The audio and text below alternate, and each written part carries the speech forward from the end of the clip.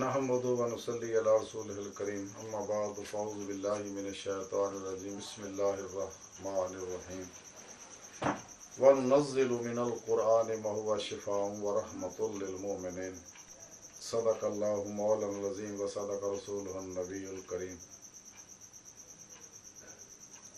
काबिल सादे एहतराम मोअज़्ज़ज़ सामीन, अर्ज़ ये रब सोने फरमाया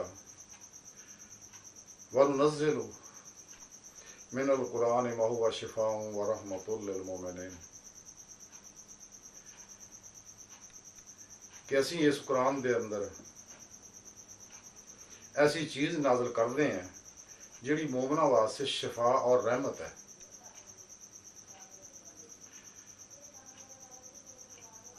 और दीगर जगह भी कुरान करीम के अंदर रब सोने कुरान करीम में शिफा फरमाया। अल्लाह के प्यारे नबी ने भी कुरान पाक को शिफा दसिया। और कुरान करीम की शिफा तो फायदा हासिल करने वास्ते कायनात के अंदर ये समझ लो दो तरह के रूहानी इलाज है। एक है अल्लापैथी यानी तिब्बे मुहम्मदी सल्लल्लाहु अलैहि वसल्लम, और ये मुकाबल बेशुमार इलाज है। मैं वो तफसील ना दसना। कुरान करीम का हर हरफ नूर का खजाना है, लामहदूद नूर का खजाना है। अल्लाह ताला का हर इसम भी नूर का खजाना है। कुरान करीम अल्लाह रब्बुल इज़्ज़त का इसमें ज़ात अल्लाह, इसमें हू, कलमा ताय्युब, दरूद पाक और सूरत फातिहा दुनिया की हर मर्ज का इलाज है। इलाज बिल कुरान सुन्नत जिहड़ा है इनू अल्लापैथी यानी तिब्बे मुहम्मदी सल्लल्लाहु अलैहि वसल्लम किया जाता है। इस तो किस तरह फायदा हासिल करना है मैं मुख्तसर दसना है। कुरानी आयात, क्योंकि ये रूहानी इलाज जिहड़ा है ये वही ते मबनी है। ये अल्लाह रब्बुल इज़्ज़त दा मुकर्रर किया होया है और अल्लाह के प्यारे नबी ने बहुक्म इलाही सानू दसिया पूरी उम्मत और पूरी इंसानियत नूं। और दुनिया का कोई भी तरीका इलाज का मुकाबला नहीं कर सकता।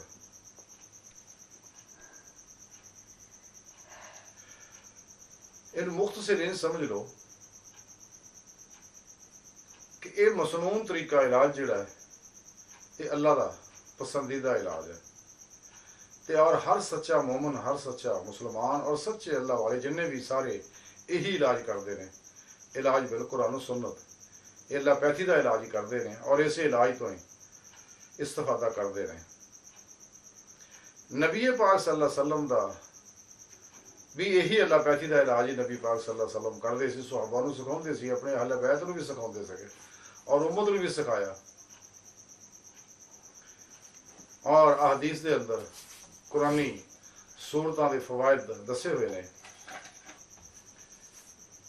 इस तरह अल्लाह पाक दे समा दे भी और उस तो अलावा दुआवां नबी पाक सल्लल्लाहु अलैहि वसल्लम दी मसनून जिन्नियां भी दुआवां ने उहदे फायदे भी दसे हुए ने।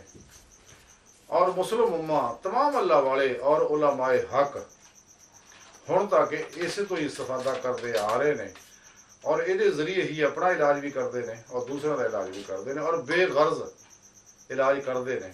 ਨਾ ਕਿ ਕਾਰੋਬਾਰ ਬਣਾਉਂਦੇ ਨੇ ਇਹਨੂੰ।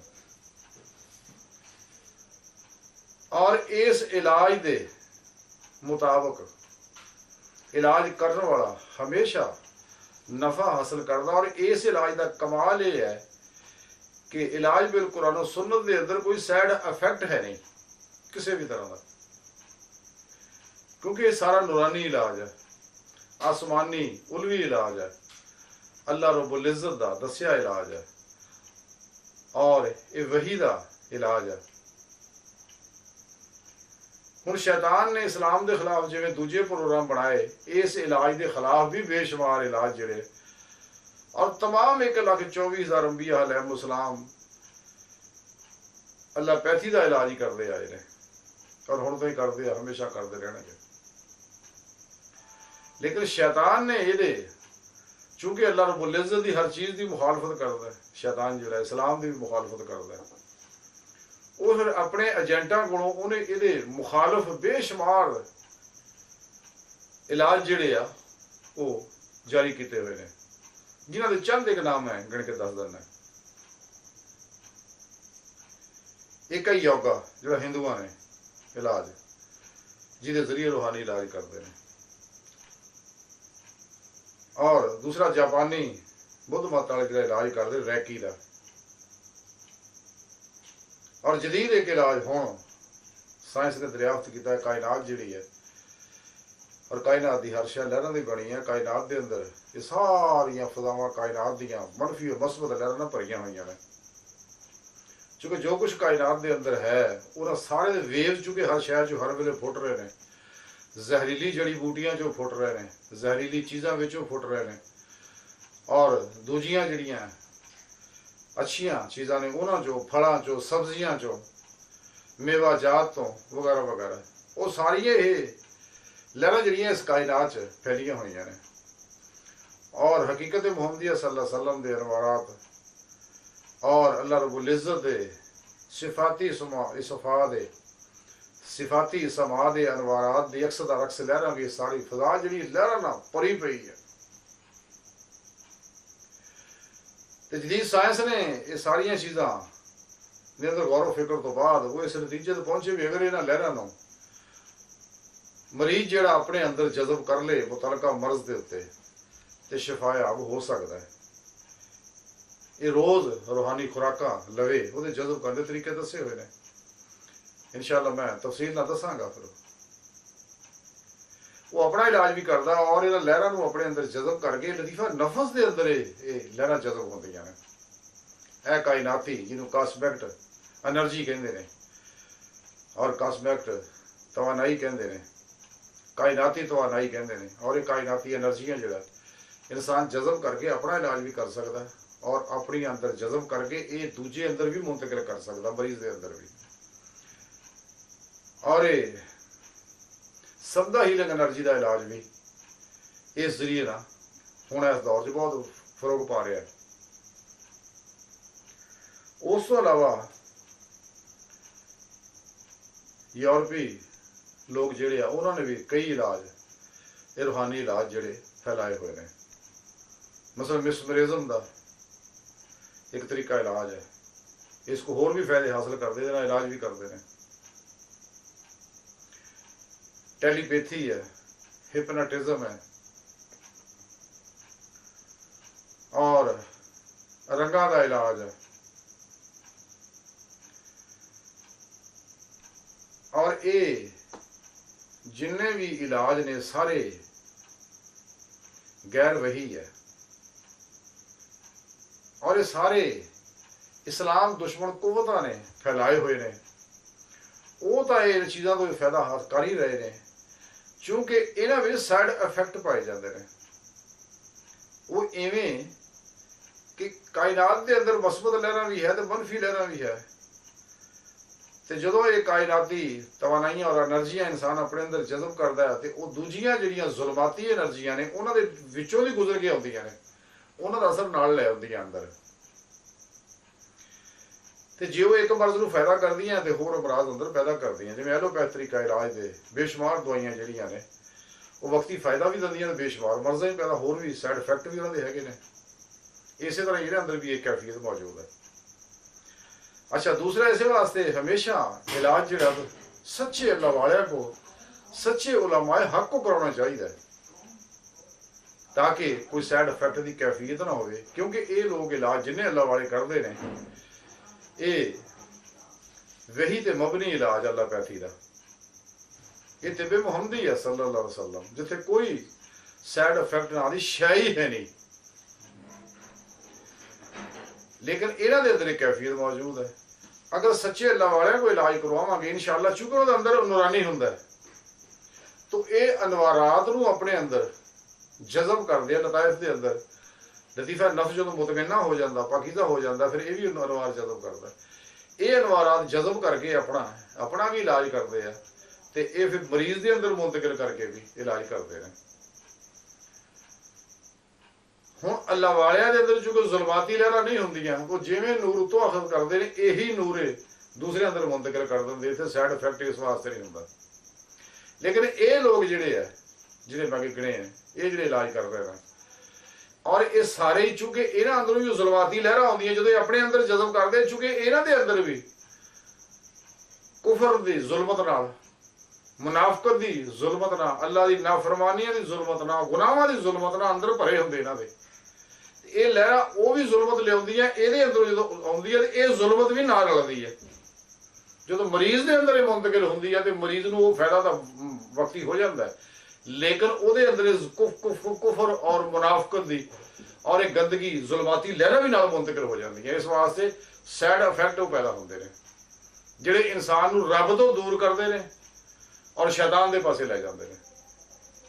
इस वास्ते कदे भी इन्हां लोगों को कदे इलाज नहीं करवाना चाहिए, क्योंकि उहदे नाल ईमान कमजोर होंदा है इंसान दे अंदर, और इंसान रब तो दूर होंदा, अल्लाह की मुहब्बत कमजोर होंदी है, जिक्र दी कैफियत कमजोर होंदी है, ध्यान इल्लाह कमजोर होंदा, नमाज इश्क कमजोर होंदी है, रजू इल्लाह कमजोर हो जाता है, बातनी दुनिया दाखिले की कैफियत कमजोर हो जाती है, रूह लतायफ काबिल परवाज नहीं रहिंदी, इन्हां अंदर जुल्मत इन्हां उत्ते चढ़ जाती है, इन्हां दी लहरां उत्ते। इस वास्ते बातनी दुनिया दाखिल होके जिहड़े रब की बारगाह तक रसाई हासिल नहीं होती, कचहरी मुस्तफा सल्लल्लाहु अलैहि वसल्लम तक रसाई हासिल नहीं होती है। और ये बादरी दुनिया में है जी आलम नासूती दुनिया रूहानी, उहदे अंदर तो काफर भी चले जाते हैं मुराकबात के जरिए, लेकिन आसमाना नहीं जा सकते, आसमाना तो उत्थे अगे पत्थर पैंदे, इन्होंने लित्र पैंदे ने, उस तो अगे अरशाद तो अगे भी नहीं जा सकते, क्योंकि उहदे वास्ते ईमान का होना जरूरी है, तौहीदी फकरी नूरे निस्बत का होना जरूरी है। बहरहाल सो अर्ज कर रहा सी कि इन्हां कोलों इलाज कदे नहीं करवाना चाहिए, जिन्हें रंगां का इलाज करते फिर दर हकीकत दुख ये है कि वह तो गैर मुसलम करते हैं, ठीक है, उन्होंने मुसलम तो है ही शैतान के हथे चढ़े हुए ने, उन्होंने कोई गिला नहीं, गिला अपनियां दा, गिला अपनियां दा जिहड़े ईमान मुसलमान होण दे, और ये हकीकत में सारे काम मुनाफक करते हैं। इस ध्यान च रखियो कि मुसलमान भी ये रंगां दे इलाज करते हैं, सबदा हीलिंग एनर्जियां दे इलाज करते हैं, मिसमरिज्म दे इलाज करते, टैलीपैथी दे, हिपनाटिज्म दे, योगा दे, रेकी दे, ये काफरां दे बनाए तरीकों नूं ये मुसलमान भी फरोग दे रहे हैं। ये दरअसल जुबानी मुसलमान है, दिल के मुसलमान नहीं है। दर हकीकत ये कुछ तो सादे लोग हैं जिन्होंने पता नहीं बेचारे वैसे फसे हैं ये चक्कर से, लेकिन बाज बाकायदा एजेंट ने जिन्होंने पिछों फीडिंग आउंदी है, माल मिलता है कि इन्हां शैवां नूं फरोग दिओ, क्यों कि अल्लाह पैथी और तिब्बे मुहम्मदी सल्लल्लाहु अलैहि वसल्लम नूं बंद कर दिओ, खत्म कर दिओ, क्योंकि एक कैफियत रब के करीब करती है, फितरत के करीब करती है। ये इलाज बिल फितरत है, ये इलाज गैर फितरी है। इस वास्ते ये लोग इस पासे नहीं जाण देंदे, इलाज बिल कुरान सुन्नत के पासे नहीं जाण देंदे। ते रब सोने इस वास्ते आख्या कि असीं तां ये कुरान नूं शफा बना के उतारिया होया, और ये रहमत आ पूरी नस्ल इंसानी वास्ते, हदायत दा खजाना है। एक सच्चा मोमन कदे भी कुरान और सुन्नत तो हट के किसी रूहानी तरीका इलाज के पासे नहीं जाएगा। जो मोमन है कल भी दिलों इकरारों बिल लसाने भी किया, तस्दीकों बिल कलम भी किया, और सच्चा अल्लाह पे ईमान ले आता है, और अल्लाह ने सच्ची मुहब्बत रखता है, अल्लाह की सही पहचान है, इरफान और मार्फत उन्हें हासिल की हुई है, और रब सोने के दसे तरीके के मुताबिक रब की तरफ बहवे परवाज ਉਹਦੀ रूह, वो लोग कदे भी इस पासे नहीं जाएंगे। क्योंकि ये प्रोग्राम ये जितने मर्जी हम फरोग दे लेना सर हाजर ऐसा हो रहा, लेकिन एक वक्त ऐसा होना इस अल्लाह पैथी ने पूरे सारे निजामों के उत्ते गल पा जाना। ये रब का वादा है, कुरान करीम की रब दसिया बोलो कहा मुशरकां नूं जिन्ना मर्जी बुरा लगे, इन्हें पूरी दुनिया के गल इस अल्लाह पैथी ने आ जाना। इस्लाम के दीगर सारे प्रोग्राम भी सियासी है, मुआशी है, इकसादी है, माशरती है, जितने भी निज़ाम हयात और जितने अलूम है मसबत कुरानी अलूम है, ये सारे ने और ये एक इल्म तिब का जोड़ा ये है मैडिकल का, और ये मैडिकल साइंस जी है ये भी एक रूहानी साइंस है अल्लापैथी तिबे मुहम्मदी, और ये इंशाअल्लाह सारे ते गल आ जाना।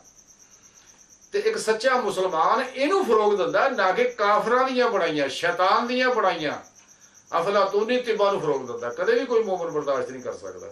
लेकिन साडे अंदर जो भोले पंछी लोग तो भुलेखे ना फसे, लेकिन जो एजेंट ने वो तो बकायदा माल फड़ते उधरों पैसे मिलते उन्होंने, वो पैसे आते आ ये चीज़ों फरोग दे रहे हैं। तो मैं तमाम उम्मत नूं तमाम मुसलमानों को अपील करांगा, खुदारा होश करो और समझो, सानू इन्हां इलाजां दी लोड़ नहीं, साडे कोल कुरान मौजूद है, शफावां दा खजाना, हदायत दा खजाना, नजात दा खजाना, दुनिया जहान दे इल्मां दा खजाना साडे कोल कुरान मौजूद है जिहदा कोई मुकाबला नहीं कर सकता। और इस कुरान के निज़ाम ने पूरी दुनिया के गालिब हो जाना।